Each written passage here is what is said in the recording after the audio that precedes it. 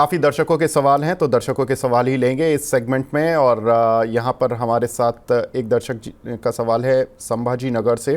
PNB housing और Honasa और IRCTC पर एवरेज कर सकते हैं क्या अंशुल जी, ये पूछ रहे हैं।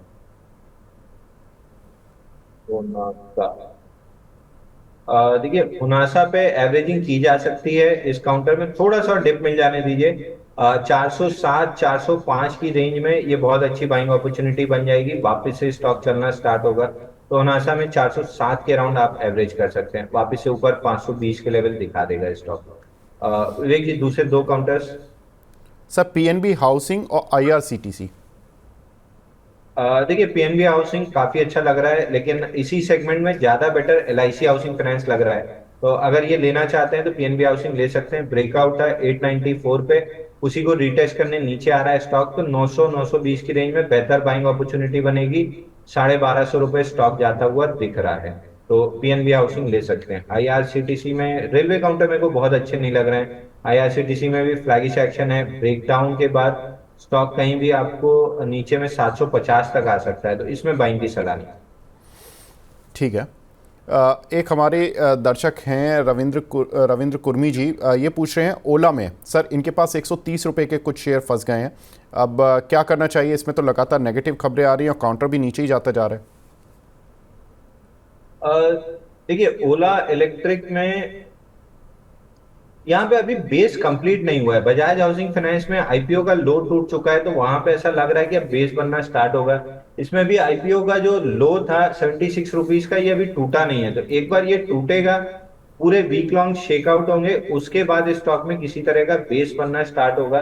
लेकिन जिस हिसाब की इसकी न्यूज फ्लो आ रही है कि मतलब बाइक्स में दिक्कतें बहुत ज्यादा हैं कंज्यूमर को, तो आफ्टर सेल सर्विस भी बहुत अच्छी नहीं है। तो मेरे को बहुत डाउट है कि ये स्टॉक कोई बेस बना के चलेगा। इनको अभी बहुत अपने आप के ऊपर रिवर्क करने की जरूरत है। तो बेटर है कि आप पैसा निकाल के बजाज हाउसिंग फाइनेंस में चले जाइए। 10 साल में जो रिटर्न आपको बजाज हाउसिंग फाइनेंस दे देगा वो ओला शायद नहीं दे पाएगा, बल्कि 2-3 साल के पर्सपेक्टिव से भी बजाज हाउसिंग फाइनेंस आपको ज्यादा अच्छा रिटर्न दे देगा। तो इसको अवॉइड करना चाहिए। आई गेस निकल जाएंगे तो ज्यादा बेटर होगा। बिल्कुल, आज बजाज हाउसिंग फाइनेंस का 6% टूटा हुआ भी है। तो क्या आज एंट्री करने का सही लेवल बन रहा है क्या? और देखिए बजाज हाउसिंग फाइनेंस में आप 50% यहाँ पे एंटर कर सकते हैं। 50% आपको अगर ये 135 की रेंज में मिल जाता है तो वहां पे एंटर कर लीजिए। उसके बाद स्टॉक को आराम से 6 महीना 1 साल का समय दीजिए, आपको अच्छे रिटर्न्स मिलेंगे। लेकिन अगर 3 साल का समय दे देंगे तो आपको वापस से 185 190 के लेवल मिल जाएंगे। जी, एक हमारे दर्शक हैं राकेश जी हैं मणिपुर से। इनके पास मदरसन सुमी वायरिंग के सर कुछ शेयर हैं 69 रुपीज़ के। क्या करना चाहिए? ये 6 महीने तक होल्ड कर सकते हैं। देखिए मदरसन बायर हमको ठीक लग रहा है। सिमिलर स्पेस से मदरसन पे ज्यादा बुलिश है। फिलहाल इसमें करेक्टिव ट्रेंड है। एक बार के लिए नीचे 61 रुपीज तक आ सकता है, वहां पे मेजर सपोर्ट है, तो वहां से बाइंग इमर्ज होती हुई दिखेगी। बट इसी में दूसरी कंपनी है मदरसन, जो सुमी है, जो ऑटो सेक्टर से रिलेट करती है, वहां पे हमको बहुत तेजी डेवलप होती हुई दिख रही है 280 285 तक। हमने अपने क्लाइंट्स को इसको बाई रिकमेंड किया हुआ है। मदरसन हमको ज्यादा अच्छा लग रहा है कंपेयर टू मदरसन वायरिंग। हमारे साथ एक दर्शक भी फोन लाइन पर हैं, मिस्टर दीपक नागर जी। नागर जी, गुड मॉर्निंग सर, पूछिए अपना सवाल। Good morning sir. स- सर मैंने अंशुल सर के रिकमेंडेशन पे 30 अगस्त को फिनोलेक्स इंडस्ट्रीज के शेयर लिए थे 200 311 की रेट पर। ठीक है, आज थोड़ा सही चल रहा है, तो मैंने क्या टारगेट रहेगा इसका? बिल्कुल पूछ लेते हैं। फिनोलेक्स इंडस्ट्रीज़ अंशुल जी आपकी रिकमेंडेशन पर लिया था, 210 पर लिया था। नहीं, 311 पे लिए थे 200 शेयर। अच्छा, 200 शेयर 311 पर लिए थे, आज 312 है 5% ऊपर आने के बाद। अंशुल जी क्या लग रहा है इस काउंटर पर? देखिए स्टॉक में वर्टिकल रिवर्सल आया है। इसमें 309 रुपए के ऊपर अगर क्लोजिंग मिल जाती है तो हाई लाइकली है कि 349 के लेवल आपको 3 से 4 हफ्ते में मिल जाएंगे। तो क्लोजली ट्रैक कीजिए। अगर 1 से 2 दिन 309 307 इस रेंज के ऊपर क्लोज करता है तो 349 के लेवल्स आराम से मिल जाएंगे। जी, एक हमारे दर्शक हैं, वो अंशुल जी के काफ़ी प्रशंसक हैं, चंबल फर्टिलाइज़र और नायका पर सवाल पूछ रहे हैं। सर होनासा पर मैं ले चुका हूँ, तो नायका और चंबल फर्टिलाइजर सर, इनको एवरेज कर सकते हैं क्या? तो देखिए नाइका में उस हिसाब से आया नहीं था। नाइका ये मेरा स्टॉप लॉस ट्रिगर कर गया था, मैंने मनी 9 पे बाई दिया था। जी। 200 रुपए का स्टॉप लॉस ट्रिगर किया, लेकिन उसके बाद भी कोई मोमेंटम नहीं है। स्टॉक को अवॉइड कीजिए, 224 225 का अलर्ट लगाइए। इसके ऊपर जब सस्टेन करेगा तब स्टॉक में बड़ी तेजी डेवलप होगी और मेरी वॉच लिस्ट में भी ये वापस से आएगा स्टॉक। तो अभी अवॉइड कर दीजिए, क्योंकि हो सकता है 6-8 महीना और समय काट दे इस लेवल को निकालने में। इवेंचुअली निकलेगा, आज निकलेगा, कल निकलेगा, 6 महीने बाद निकलेगा, ये कहना मुश्किल है। जब निकल जाएगा 224 के ऊपर तब आप ब्रेकआउट प्ले करेंगे तो आपको बेहतर अपॉर्चुनिटी मिलेगी। चंबल फर्टिलाइजर जरूर एक रेंज में फंसा हुआ है, 540 निकलने के बाद स्टॉक में तेजी डेवलप होगी, तो चंबल फर्टिलाइजर होल्ड कर सकते हैं अगर है तो। नहीं है तो 540 के ऊपर अच्छी बाइंग बनेगी। राहुल दास जी का सवाल है राधिका ज्वेलर पर, सर 129 पे बाइंग है, होल्ड करें या सेल कर दें? दिवाली पर इंक्रीज हो पाएगा क्या दिवाली तक? देखिए राधिका ज्वेलर्स हमने काफी समय से रिकमेंड किया हुआ है, मनी 9 पे ही 70 रुपए से हम रिकमेंड कर रहे हैं। टारगेट हमारा हो चुका है 140 का, 157 का हाई बना है। उसके बाद से स्टॉक काफी स्लगिशली बिहेव कर रहा है। आई वुड सजेस्ट कि आप प्रॉफिट बुक करके निकल जाएं, क्योंकि एंटिसिपेशन में अब बहुत लोग खरीद रहे हैं, हो सकता है स्टॉक नीचे की तरफ आता हुआ ज्यादा दिखे। प्रॉफिट बुक कर लीजिए, ज्यादा बेटर होगा। जी। वसीम जैदी जी का सवाल है, कतर से बोल रहा हूँ। Very nice, thank you Zaidi ji. और NFL इनके पास 162 के हैं, SJVN 134 के हैं और सेल 153 के हैं। क्या करना चाहिए सर? एक एक करके ले लेते हैं। NFL 162 के लिए हुए हैं इन्होंने। देखिए हमको इन स्टॉक्स में तेजी जरूर दिख रही है फर्टिलाइजर काउंटर्स में, लेकिन पैटर्न के ब्रेकआउट नहीं है, जिसमें भी दीपक फर्टिलाइजर, चंबल फर्टिलाइजर ही अच्छे लग रहे हैं। NFL में एक डाउन मूव आता हुआ दिख रहा है समवेयर अराउंड 109 रुपए तक। तो NFL is not a counter जहां पे आपको रहना चाहिए। RCF, NFL, मद्रास फर्टिलाइजर, इनमें बहुत ज्यादा दबाव है। जिनमें बाइंग दिख रही है और इंस्टीट्यूशनल बाइंग दिख रही है वो है चंबल फर्टिलाइजर, दीपक फर्टिलाइजर। तो अगर फर्टिलाइजर में रहना ही है तो उन दो काउंटर्स में शिफ्ट कर लीजिए, क्योंकि फंड एक्शन वहां पे है और जब भी तेजी डेवलप होगी पहले वहां पे होगी। तो इनसे एग्जिट करके चंबल और दीपक फर्टिलाइजर में जाना चाहिए। जी। एक हमारे दर्शक हैं दिव्यांश जी, वो फोन लाइन पर जुड़ चुके हैं। दिव्यांश जी हाय, गुड मॉर्निंग, पूछिए अपना सवाल। Good morning sir. सर मेरे पास इरीडा के शेयर्स हैं, 200 शेयर्स लगभग 215 के प्राइस पे हैं। और मैं जानना चाहता हूं सर कि अभी मुनाफा बुक कर लें या फिर जो है वो ऊपरी टारगेट्स के लिए होल्ड करें? जी अंशुल जी, करीब 8-9 रुपये मिल रहे हैं। रिजल्ट्स आए थे, रिजल्ट्स ठीक थे सर। Q-on-Q थोड़ा सा स्लगिश था, अदरवाइज YoY तो 36% की ग्रोथ कंपनी के प्रॉफिट में देखने के लिए मिली। अब क्या करना चाहिए? प्रॉफिट रिजल्ट्स के बाद चला नहीं ज़्यादा शेयर। देखिए बहुत म्यूटेड, क्वार्टरली के हिसाब से देखें तो म्यूटेड रिजल्ट है। 1% का EPS ग्रोथ था, 7% का सेल्स ग्रोथ था, जबकि इस सेगमेंट में काफी अच्छी ग्रोथ एक्सपेक्टेड थी। लेकिन हालांकि म्यूटेड रिजल्ट रहे हैं, बहुत नेगेटिव नहीं रहे हैं बाकी PSU काउंटर्स की तरह। तो हमको एक काउंटर अच्छा लग रहा है। लॉन्ग टर्म के लिहाज से हम 220 के आसपास अपने क्लाइंट्स को रिकमेंड किए हैं। हमको लग रहा है कि 1 से 1.5 साल के प्रोस्पेक्टिव से अगर स्टॉक को रखते हैं, 400 रुपए के टारगेट आपको मिल जाएंगे, which is almost 85-90% upside from current out level. तो 1-1.5 साल का समय दीजिए, स्टॉक को होल्ड कीजिए, 400 रुपए के लेवल मिलते हुए दिख रहे हैं। एक हमारे दर्शक हैं, रेगुलर व्यूअर हैं सिंगापुर से, big fan of Anshul ji, thank you sir. और JM फाइनेंशियल पर इनका सवाल है। ऑलरेडी हम JM फाइनेंशियल पर वैसे अंशुल जी रिकमेंड तो कर चुके हैं, 107 रुपये 60 पैसे के लिए हुए हैं सर। नेक्स्ट टारगेट क्या रखें इनको रखना है?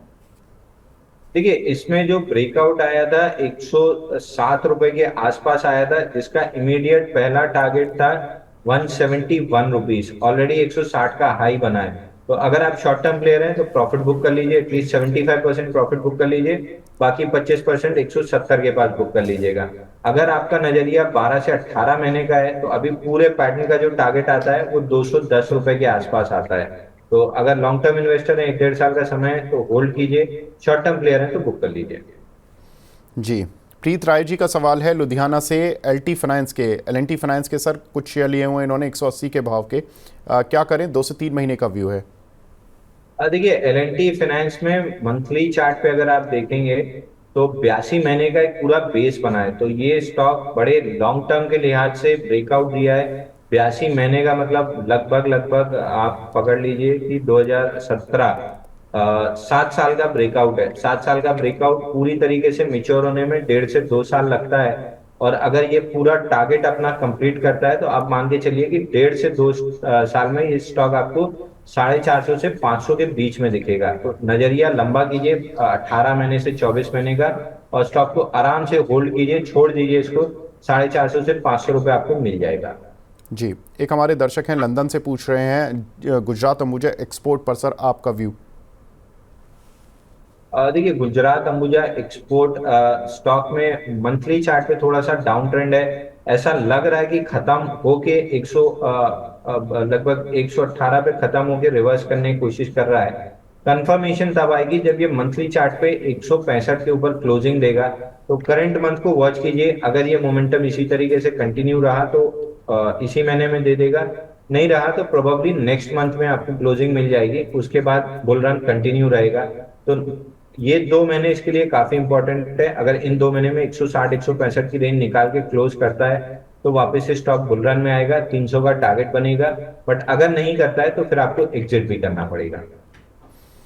जी, एक हमारे दर्शक हैं हांजला सेलिया जी, ये पूछ रहे हैं सेल में सर, वैसे सेल पर आपने बात तो कर ली थी लेकिन इन्होंने 143 के लिए हुए हैं, 143 के स्टील अथॉरिटी लिए हुए हैं इन्होंने।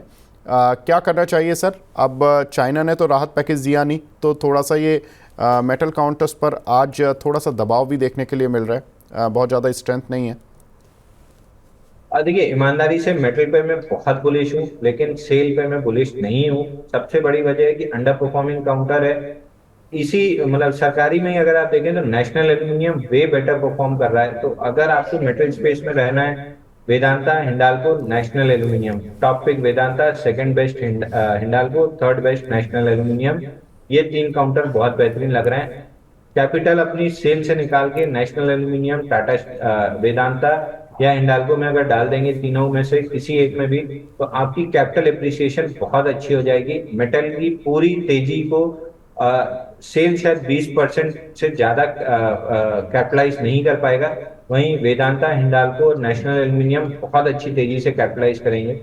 उसमें कैपिटल शिफ्ट कर लीजिए। मेटल में तेजी है, सेल बहुत अच्छा नहीं लग रहा है। जी, एक हमारे साथ दर्शक भी जुड़ चुकी हैं, नेहा गुप्ता जी जुड़ी हैं। नेहा जी हाय, गुड मॉर्निंग मैम, पूछिए अपना सवाल। सर, मैंने HDFC के 1760 पे 112 शेयर लिए हुए हैं और इंडसलैंड बैंक के 1484 पे 60 शेयर हैं। जी, कितना समय दे सकती हैं? तो 6 महीने तक रुक सकते हैं। ठीक है, पूछ लेते हैं। अंशुल जी, HDFC बैंक और इंडसइंड बैंक का यहाँ पर आपका व्यू दोनों ही काउंटर्स पर 6 महीने का? देखिए, HDFC बैंक में ऑलरेडी 310 दिन निकल गए हैं, जहाँ पे BCB पैटर्न डेवलप हो रहा है। वीकली चार्ट पे हैमर है, हैमर को फॉलो थ्रू मूव मिल रहा है। तो 1750 तक तो ये स्टॉक चला जाएगा। 1750 के ऊपर अगर सस्टेन कर लिया तो ये मंथली वीकली दोनों का ब्रेकआउट होगा, 2050 का टारगेट बनेगा। मैं आपको कहूंगा 6 महीने की जगह इस व्यू को 1.5 साल का कर लीजिए, आपको बहुत आराम से 2050 से 2100 तक के लेवल मिल जाएंगे। दूसरा काउंटर इंडसइंड बैंक है, यहाँ भी हमको तेजी लग रही है। मंथली चार्ट पे लगभग 7-8 महीने हो गया जहाँ एक्सट्रीमली फ्लैट चल रहा है ये काउंटर। तो इसमें भी तेजी डेवलप होना स्टार्ट होगी 1474 के ऊपर। इसमें भी 1.5 साल का अगर व्यू रखते हैं तो आपको 1700 1750 के टारगेट मिल जाएंगे। जी, दीप कोटक जी HEG पर पूछ रहे हैं। सर, HEG पर आप हमारी वीडियो को पीछे स्क्रॉल कर देख लीजिए, हमने डिटेल में डिस्कस कर लिया है। इसमें स्टॉक स्प्लिट आ रहा है, तो इस काउंटर पर न्यूज़ हमने ले ली है। कुछ एक और काउंटर पर बात करते हैं। नागरा HG का सवाल है, टाटा पावर सर आपकी रिकमेंडेशन पर लिया है, please suggest target and time frame. देखिए, टाटा पावर हमने अपने क्लाइंट्स को सजेस्ट किया है, 457 का ब्रेकआउट है। अगर ये 2 हफ्ते 1-1.5 हफ्ते में 460 का लेवल अपना प्रोटेक्ट कर ले जाता है और मार्केट करेक्शन कंप्लीट हो जाता है तो इस स्टॉक में 520 540 पहला टारगेट बनेगा और ओवरऑल 600 रुपए तक का टारगेट बन रहा है। तो 4 से 6 महीने का समय लेके अगर आप बाई करते हैं तो 600 प्लस के टारगेट्स मिल जाएंगे। बाजार ठीक रहा तो उसके पहले भी मिल जाएंगे, लेकिन थोड़ा टाइम बाई करके चलिए, 6 महीने का प्रोस्पेक्टिव लीजिए, 600 रुपए का टारगेट मिल सकता है। जी, last question of the day Neeraj Upadhyay ji का सवाल है सूरत से। सर, इन्होंने GSPL लिए हुए हैं और NMDC स्टील लिए हुए हैं। NMDC स्टील इन्होंने 70 रुपये के लिए हुए हैं कुछ शेयर, और GSPL गुजरात स्टेट पेट्रोनेट 333 रुपये के लिए हुए हैं। क्या करना चाहिए? 2 से 4 महीने का विजन है। देखिए, जीएसपीएल अगर आपका व्यू शॉर्ट टर्म का है तो इमीडिएटली एग्जिट कर लीजिए, क्योंकि स्टॉक में 395 का लेवल निकलने के बाद एकदम से 330 रुपए तक की डाउन मूव आएगी। जो बाइंग थी वो खत्म हो गई है, उसके बाद से फॉलो थ्रू बाइंग आने की जगह सेलिंग आ रही है, तो स्टॉक से तो आपको इमीडिएट एग्जिट कर लेना ज्यादा बेहतर ऑप्शन होगा। वहीं एनएमडीसी स्टील में अपना स्ट्रक्चरली जो डाउन मूव था वो ऑलमोस्ट अपने फैग एंड पे है, 3-4 महीना ले सकता है स्टॉक, लेकिन जब रिवर्सल करेगा तो 75 रुपए तक जाएगा। तो मेटल्स की तेजी इसमें भी स्पिल ओवर होगी और ब्रेकआउट मिलके स्टॉक अपने टारगेट करेगा, तो प्रीएम्प्टिव यहीं पे बाई करके चल सकते हैं, है तो आराम से होल्ड कीजिए।